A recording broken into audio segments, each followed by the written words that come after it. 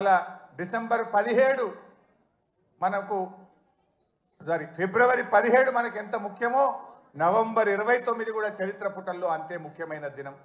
ఆనాడు కేసీఆర్ గారు ఇంకా లాభం లేదు, కేసీఆర్ చచ్చుడో తెలంగాణ వచ్చుడో, అయితే తెలంగాణ జైత్రయాత్ర లేదంటే నా శవయాత్ర అని చెప్పి ఆమరణ నిరాహార దీక్ష కూర్చున్నటువంటి నాయకుడు మనం చూసాం. గాంధీజీ గారి సత్యాగ్రహం చూసాం, పొట్టి శ్రీరాములు గారి ఆమరణ దీక్ష చూసాం.